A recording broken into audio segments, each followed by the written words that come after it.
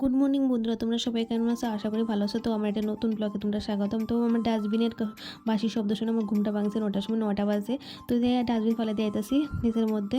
তো এসে আমি বিছনাটা সব গোছালাইতেছি। 2-3 ল্যাপলে আমি ঘুমাইছিলাম, জমিদার মানুষ। এখন আমি সুন্দর করে বিছনা ফেলে সব গোছালাইতেছি। তো অ্যাকচুয়ালি আমার নাইট ডিউটি আছে, তার লেগে একটু লেট করে বসি। নাহলে মর্নিং থাকলে তাদের ঘুমতে করতে লাগে, আর নাইট থাকলে ইভিনিং থাকলে খুব ভালোই লাগে। মানে সকাল থেকে একটু ঘুমাইতে পারি ফার্স্ট নাইটে আর কি। তারপর তো আর ঘুমাইতে পারি না, তারপর তো হসপিটাল থাকতে লাগে।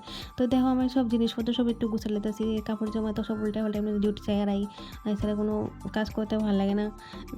দেখো একটু ব্রাশ করা হইতেছে, ব্রাশ করে লেতেছে 1 ঘন্টা লাগে।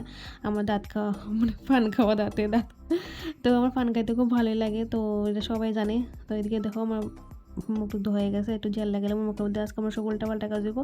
আমি আগে সব ক্রিম টিম দেখো আমি অনেক লিপ বাম লাগাইছি। লিপ বাম লাগানোর পরে মনে হচ্ছে যে আমি জল খাইছি নাকি লে হালুয়া। তাহলে ওইদিকে আমার এক গ্লাস জল খাইতে 3 বার আমার রেস্ট করতে লাগছে, কারণ জলটা আমি প্রচুর ঠান্ডা আসলো। আমি অ্যাকচুয়ালি গরম করে খামো, তার গরম জলে খাই, কিন্তু আমার আজকে ইচ্ছা করতেছে না। 9টা বা 10টা বাজে যখন আর গরম জল খেতে খামো। তো আমি রাত্রেবেলা চাল ভিজে রাখছিলাম পিঠা খামো করে, সেটা এত পিঠা ছবি দেখতে দেখতে আমার পিঠা খাইতে ইচ্ছা করছিল। তো তো পিঠা আমি যে পিঠা বানাইছি, বাবা আমার নিজের হাসি পেয়ে গেছে। লাগে আমি আর ফেসবুকে মানে ফটোটা দিছি না, বাবা যাই সব সত্যি বাজে করে একটা পিঠা বানাইছি। অ্যাকচুয়ালি বাড়ির থেকে আমার মা চাল ফাটাইবো, চাল ফেলে তখন পিঠা বানাবো সুন্দর করে। তো এই আমার হাজব্যান্ড গেছে বাড়িতে, আমার বাবা মানে অনেক অসুস্থ আসলো, হসপিটালে অ্যাডমিট আছে। তো উনি মোটামুটি ভগবানের অশেষ কৃপায় একটু ভালো আছে। তো দেখো আমি এদিকে ফুলকপি আর শালগম কাটালাম। এই যে শালগম আমার বাড়ির থেকে করেছিল। অ্যাকচুয়ালি আমি আলুটা খাইতে ভালো লাগে না, তো আমার শালগম পেঁপে এগুলোই আমি খাই। আলুটা আমার এত পছন্দ না। আর এদিকে আমার অনেকক্ষণ প্রচুর ঠান্ডা লাগতেছিলো, তার লেগে একটু চাদরটা গায়ে দিয়ে লেছি। তো এই দেখবা এদিকে আমার ফুলকপি আর শালগম এই যে কাটা হয়ে গেছে গা। আর এদিকে দেখো আমি ডাল ভিজে রাখছিলাম, তো ডালটি মিক্সার দিয়ে লাইছি দিয়ে এসে এদিকে দেখো। আর এই যে এই ছাদটার মধ্যে না এত সুন্দর সুন্দর ফুল গাছ, মানে দেখতে খুব ভালো লাগে।